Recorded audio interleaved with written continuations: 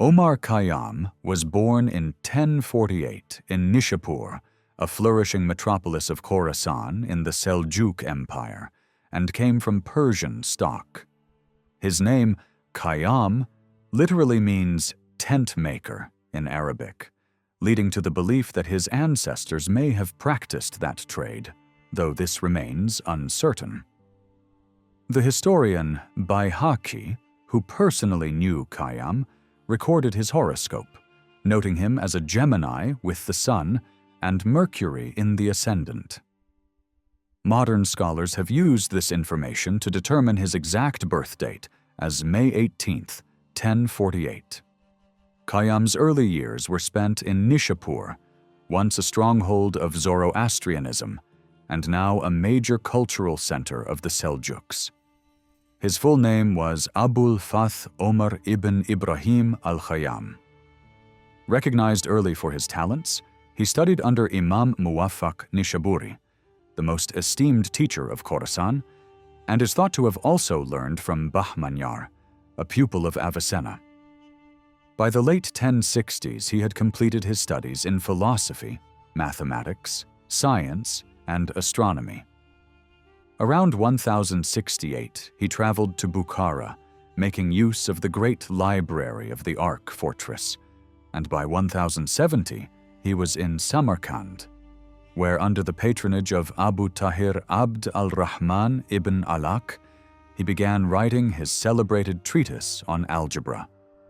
He later won the esteem of the Karachanid ruler Shams al-Mulk Nasr, who honored him by seating him beside him on his throne. In 1074, Khayyam entered the service of the Seljuk Sultan Malik Shah I at the invitation of the famed vizier Nizam al-Mulk. Commissioned to establish an observatory at Isfahan, he led a team of scholars in revising the Persian calendar. Between 1074 and 1079, they measured the solar year at 365.2 days, a calculation astonishingly close to modern measurements and more precise than the Julian calendar then in use. After the deaths of Malik Shah and Nizam al-Mulk, reportedly assassinated by the Ismaili sect, Khayyam lost his position at court. He undertook a pilgrimage to Mecca, perhaps partly to affirm his faith and silence critics who accused him of skepticism or unorthodox leanings, even of sympathy with Zoroastrianism. Later, Sultan Sanjar invited him to Marv, where he may have worked as a court astrologer, but declining health eventually brought him back to Nishapur, where he lived a quieter, more reclusive life. Khayyam died in Nishapur on December 4th, 1131, at the age of 83. He was buried there in the place that is now the mausoleum of Omar Khayyam. His disciple Nizami Aruzi later recounted that Khayyam had once foretold his tomb would lie, where the north wind would scatter blossoms over it. Years after his death, Aruzi found the grave exactly as described, shaded by pear and apricot trees whose petals fell upon his resting place, an image befitting a man remembered as both mathematician and poet, scientist and philosopher. Omar Khayyam earned great fame during his lifetime as a mathematician, leaving behind a series of influential works. Among his surviving writings are commentary on the difficulties concerning the postulates of Euclid's Elements, completed in 1077, treatise on the division of a quadrant of a circle, written before his work on algebra, and his celebrated treatise on algebra, most likely completed in 1079. He is also known to have composed a treatise on the binomial theorem and on methods for extracting the nth root of natural numbers, though this work has been lost. One of Khayyam's most important contributions lies in his exploration of Euclid's fifth postulate on parallels. In his commentary, he was the first to approach the problem without assuming conclusions as premises. Building on Aristotle's views, He rejected geometric proofs based on motion, such as those attempted by Ibn al-Haytham, and sought instead to link the parallel postulate to Euclid's fourth postulate on right angles. In doing so, he became the first to examine systematically the three possible cases for the summit angles of what later came to be known as the Khayyam-Sacheri quadrilateral: acute, obtuse, and right angles. His reasoning showed that the right angle hypothesis supports Euclidean geometry, while the acute and obtuse cases lead to contradictions. Although he believed he had confirmed Euclid's postulate, his method effectively opened the way to non-Euclidean geometry, later developed by Gauss, Lobachevsky, Bolyai, and Riemann. Through later transmission by scholars such as Nasir al-Din Tusi, and then to Europe via John Wallis, Khayyam's work influenced Girolamo Saccheri, whose 1733 treatise became foundational for the birth of modern geometry. In addition to geometry, Khayyam made major advances in the theory of numbers. In his study of Euclid's elements, he examined ratios and proportions and tackled the problem of irrational numbers. Dissatisfied with Euclid's definitions, he introduced continued fractions as a way to express ratios, thereby uniting rational and irrational numbers within a single framework. Historians of mathematics have argued that by doing so, he paved the way toward the modern concept of real numbers. Khayyam's treatise on algebra was especially groundbreaking. He provided the first systematic classification of cubic equations and demonstrated that they could not always be solved by arithmetic or with straightedge and compass alone.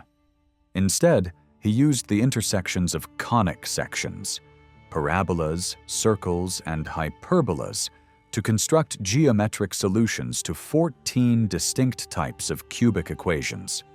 While he solved the problem geometrically, he admitted the lack of a purely algebraic method, a challenge left unanswered until the 16th century when Cardano, Tartaglia, and Del Ferro developed a general solution. For this reason, Khayyam is often seen as a precursor to Descartes in uniting algebra with geometry and laying early foundations for analytic geometry. He also explored the binomial theorem and higher roots of numbers. Building on Indian methods for extracting square and cube roots, he extended these to fourth, fifth, and higher powers. Although his treatise on this subject is lost, it is believed he understood the general form of the binomial expansion. His work helped popularize the triangular arrangement of coefficients, known in Europe as Pascal's triangle, but in Iran remembered as Omar Khayyam's triangle. Through his rigorous and systematic approach, Khayyam unified algebra and geometry in ways previously unseen, producing methods and insights that placed him centuries ahead of his time. His legacy in mathematics rests not only in the solutions he offered, but also in the problems he identified and the paths of inquiry he opened for later generations.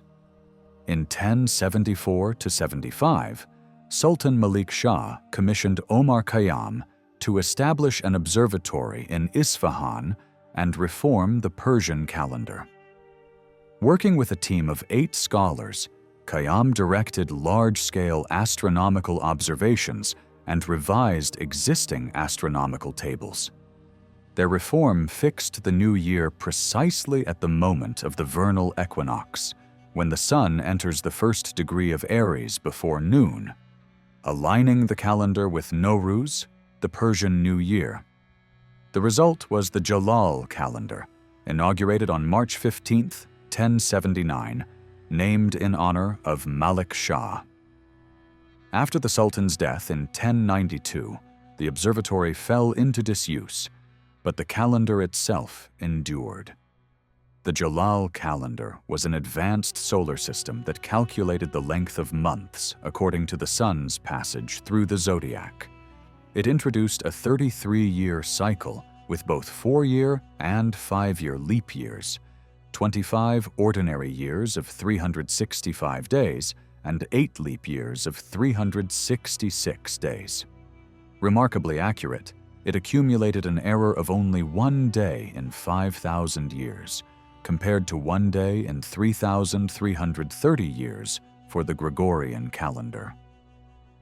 This precision led historian Moritz Cantor to call it the most perfect calendar ever devised.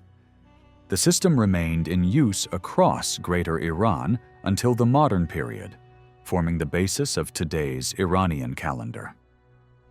Despite being employed at court as an astrologer, Khayyam himself showed little faith in astrology or divination. His student Nizami Aruzi recorded that he dismissed astrological predictions, and later scholars explained that the term ilm al-nujum, often mistranslated as astrology, referred equally to mathematical astronomy.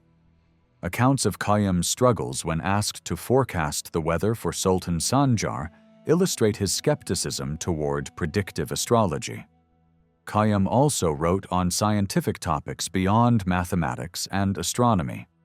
In a short treatise on hydrostatics, he expanded upon Archimedes' principle, describing methods to determine the proportion of gold and silver in alloys by comparing their weights in air and water. Another brief work concerned music theory, in which he classified scales and explored the mathematical relationships between notes, intervals, and tetrachords. The question of Khayyam's poetry is more complex. The earliest references appear only a generation after his death. Imad al-Din al-Isfahani, writing in 1174, identified him explicitly as both poet and scientist. Over the following centuries, occasional quatrains, short 4-line poems, were attributed to him by scholars such as Fakhr al-Din al-Razi, Daya, and Juvaini. By the 14th century, anthologies included multiple quatrains under his name, though questions of authenticity remained. The Bodleian manuscript written in Shiraz in 1460 contains 158 quatrains and became the basis for much of the later tradition. Skeptical scholars have argued that many of these poems were wrongly attributed, perhaps even pseudonymous. As Edward Granville Browne observed, disentangling genuine verses from later editions is nearly impossible, though it is almost certain that Khayyam did compose some. In addition to the Persian quatrains, around 25 Arabic poems are reliably associated with him.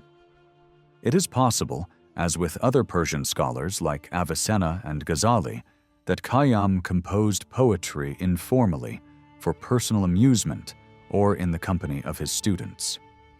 Regardless of authenticity, his poetry gained worldwide fame in the modern age, thanks to Edward Fitzgerald's 1859 English translation, the Rubaiyat, of Omar Khayyam. Though highly free in style and often more adaptation than translation, Fitzgerald's version became immensely popular, inspiring countless reprints and influencing Western literature and art. By the early 20th century, more than 300 editions had appeared, and the verses of Khayyam, whether historical or reimagined, had secured an enduring place in world culture. Omar Khayyam regarded himself as an intellectual heir of Avicenna. According to al-Bayhaqi, he was reading Avicenna's Book of Healing at the time of his death.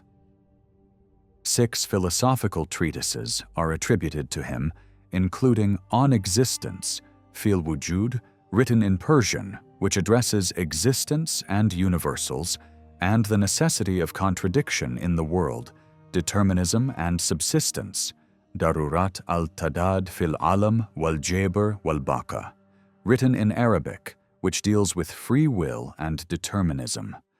Other titles include On Being and Necessity, the Treatise on Transcendence in Existence, On the Knowledge of the Universal Principles of Existence, and abridgment concerning natural phenomena.